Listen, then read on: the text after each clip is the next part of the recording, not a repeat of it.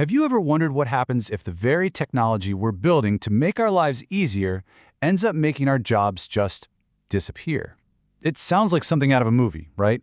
Well, according to Martin Ford's book, Rise of the Robots, this isn't science fiction anymore. It might just be the single biggest economic challenge we're about to face. So let's get into it and explore why this time things might actually be different. For centuries, people have worried about machines taking their jobs, and for just as long, economists have kind of brushed it off.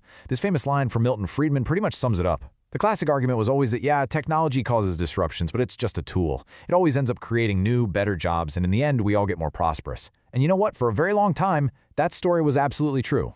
If you look at the decades right after World War II, the economy worked on this really simple, really powerful promise. There was this perfect harmony between new technology and the average worker's paycheck. It was this amazing, virtuous cycle. And it created this incredible feedback loop. Think about it. As technology made workers more productive, their wages went up right alongside it. And what do people do with more money? They spend it. That spending created more demand for products, which fueled even more economic growth. It really felt like everyone was sharing in the benefits of progress. But then, something happened. Around the 1970s, that fundamental promise, that core deal, it started to break. That tight connection between how much we produce and how much we earn just came apart. Economists have a name for it now. They call it the Great Decoupling. And when you look at the numbers, the break is just shocking. Between 1973 and 2013, productivity, the amount of stuff we produced per hour, more than doubled. It went up over 100%. But the typical worker's pay, when you adjust for inflation, it actually went down. The economy was getting way, way richer, but the average worker was getting left behind. So what changed? What was so different this time?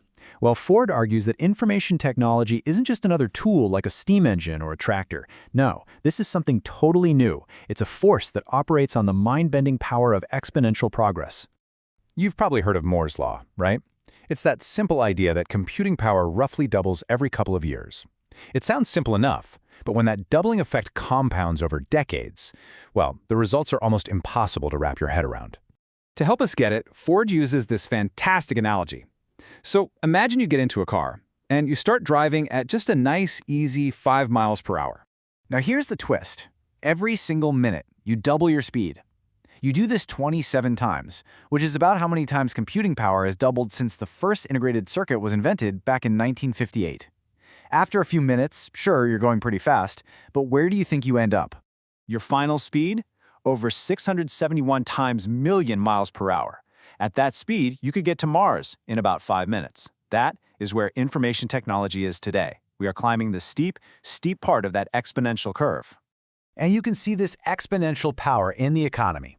Back in 1979, a giant of industry like General Motors had nearly 840,000 employees.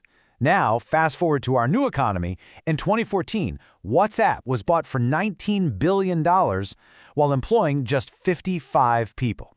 Modern tech creates unbelievable value with just a tiny fraction of the jobs.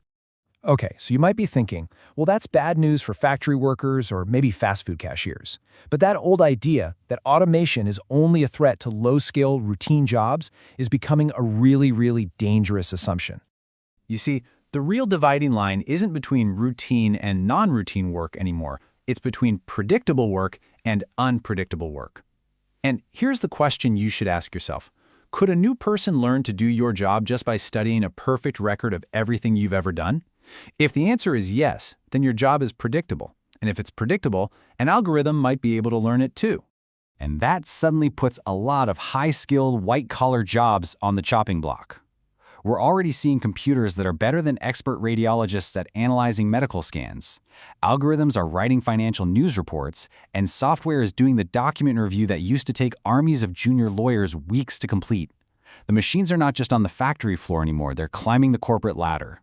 So all of this leads to the biggest, most mind-bending paradox of all. If we build this super efficient economy that doesn't need very many human workers, then who's going to buy all the stuff it produces? There's this great story about Henry Ford's grandson, Henry Ford II, showing off a new automated factory to the head of the Auto Workers Union, Walter Reuther. And Ford jokingly asks him, "Walter, how are you going to get these robots to pay union dues?" Reuther's comeback was legendary.